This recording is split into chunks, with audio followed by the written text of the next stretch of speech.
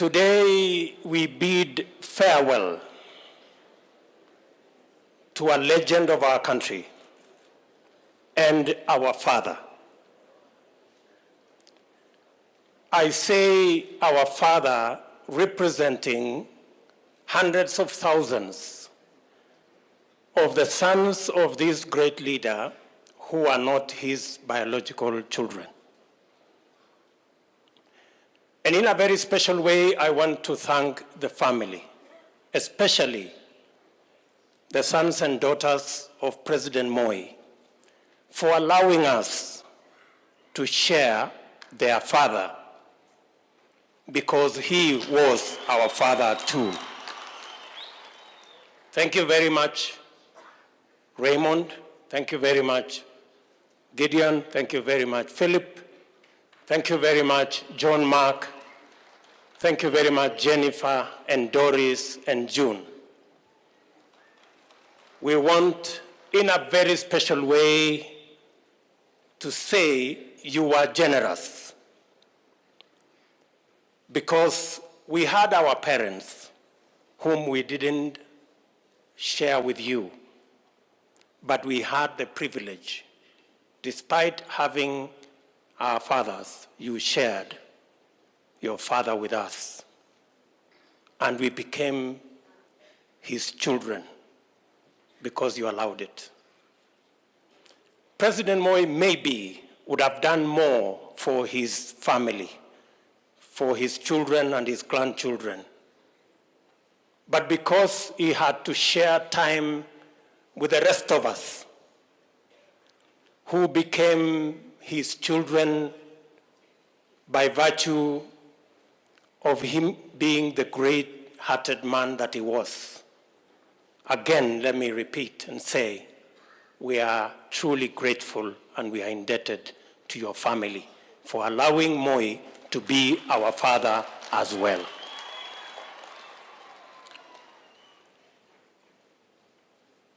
Today we send off an icon, a great man, a statesman. And let me say just 2 or 3 things about Moi. For those of us who knew him when he was about to exit, in fact, we became his last bones in politics. We saw and learned many things from Moi. Moi, as has been said here, in matters, his passion for education in our country led him to develop the most professional, world-class human resource through his passion in education. Today, Kenya prides itself with a professional, world-class working population, not just working in Kenya, but working in many parts of the world. And that is why remittances from our diaspora has gone beyond the money we get from tea or even coffee, because Moi invested in education and developed our human capital. I see many generals in this meeting. I saw them yesterday.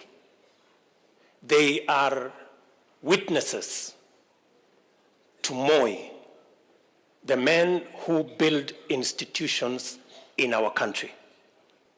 Moi, we can say without a doubt, built the most disciplined, professional army, not just in Kenya, but in East Africa and in Africa. And we pride ourselves as a nation. And I say so knowing that the Commander-in-Chief is seated in our midst. We pride ourselves that our armed forces became not just the pride of our nation, but they supported, as Sumbeywa said, peace building and peacekeeping in many parts of the world.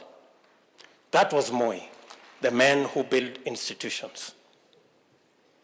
And lastly, let me say, Moi built a formidable, solid political machine in Kanu that helped him consolidate the country, bring all communities on board, and made this country avoid the pitfalls of what other countries did when they drove their politics on ethnicity and other divisive methods. Moi taught us unity. And that is why I can say here, without fear of any contradiction, when President Uhuru Kenyatta and I sat, we looked back and said, for the sake of country, for the sake of the unity of the nation, President Moi folded his KADU, joined KANU, so that the country can come together and we can avoid ethnicity. It is the same spirit that motivated President Uhuru and myself to fold all the political parties we had so that we can form Jubilee and consolidate the unity of our nation. I say we are graduates of Moi's School of Leadership. And we are very proud graduates.